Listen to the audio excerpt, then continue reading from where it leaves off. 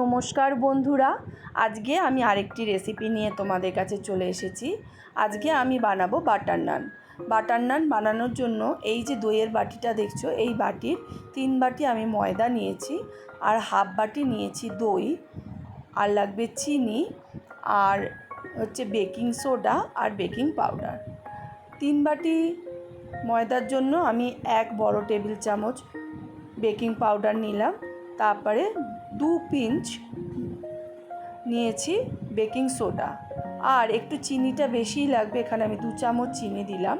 দিয়ে এই ড্রাই ইনগ্রিডিয়েন্টসগুলোকে ভালো করে মিশিয়ে নিয়ে তারপরে আমি এর মধ্যে দইটাকে অ্যাড করব। দইটাকে অ্যাড করার আগে দইটাকে খুব ভালো করে ফেটিয়ে নিতে হবে, নিয়ে এর ভেতরে দইটাকে অ্যাড করব।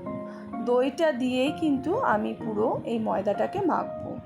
যদি আমাদের জলের প্রয়োজন হয় তাহলে ওই দইয়ের যে বাটিটা আছে ওতে অল্প পরিমাণ জল দিয়ে ভালো করে ধুয়ে ওই জল দিয়েই ময়দাটাকে মাখবো।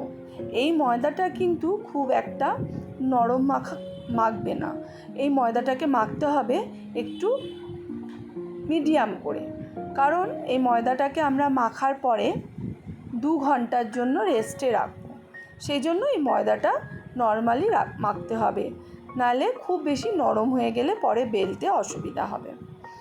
এবার মাখা হয়ে গেছে, এবারে আমি এর মধ্যে রিফাইন তেল, বেশ খানিকটা রিফাইন তেল দিয়ে ভালো করে এটাকে আরেকবার মেখে নিয়ে তারপরে আমি এটাকে রেস্টে রেখে দেব। তোমরা যদি আমার ভিডিও তোমাদের ভালো লেগে থাকে তাহলে তোমরা অবশ্যই আমার ভিডিওতে লাইক কমেন্ট করো, আর ফলো না করে থাকলে ফলো করো। আর যারা আমার ভিডিওটা ইউটিউবে দেখছো তারা আমার চ্যানেলটাকে একটু সাবস্ক্রাইব করে নিও, তাহলে আমি আরও নতুন নতুন এরম ভিডিও বানানোর ইন্সপিরেশন পাবো। 2 ঘন্টা হয়ে গেছে, 2 ঘন্টা বাদে দেখো ময়দাটা কতটা ফুলে উঠেছে। এবারে এই ময়দাটা থেকে আমি সমান পরিমাণে লেচি কেটে নেব।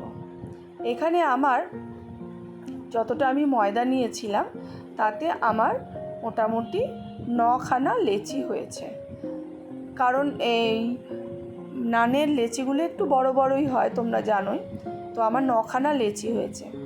এবারে নর্মালি যেমন আমরা পরোটার লেচি বেলি সেরমই একটু ময়দার ডাস্ট ছড়িয়ে এটাকে ভালো করে বড় বড় করে টেনে টেনে বেলে নিতে হবে। একটু বড় করেই বেলবে, কারণ এগুলো নালে যখনই তুমি বেলাটা ছেড়ে দেবে দেখবে যে ছোটো হয়ে আসে।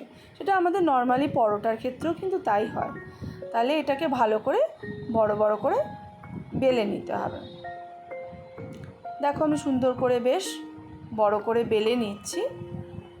বেলে নেওয়ার পরে আরেকদিকে কিন্তু আমি তাওয়াটা গরম বসিয়ে দিয়েছিলাম। তাওয়াটা বেশ ভালোভাবে গরম হয়েছে কি না বুঝতে পারবে জলের ছেটা দিলে, দেখবে সঙ্গে সঙ্গে জলটা অ্যাবজর্ব করে নেবে। তারপরে কিন্তু আমি হিটটাকে কমিয়ে দেব।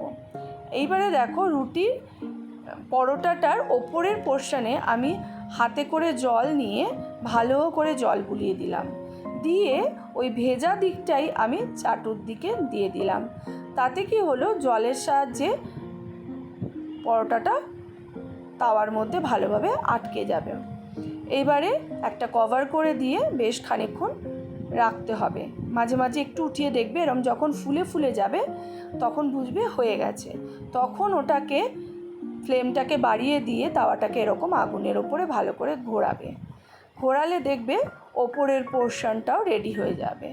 দেখতে পাচ্ছ ওপরটাও কিন্তু এইভাবে আমি রেডি করে নিলাম। আমি তোমাদেরকে পেছন দিকটাও দেখিয়ে দেবো কীরকম হবে। দেখো পেছন দিকটাও শেখা হয়েছে, সামনের দিকটাও খুব সুন্দর করে হয়ে গেছে। এইবারে আর কিছুই না, তোমরা যদি প্লেন খেতে চাও প্লেন খাবে, আর নাহলে এর সাথে সুন্দর করে বাটার মাখিয়ে নেবে, তাহলেই বাটার নান রেডি।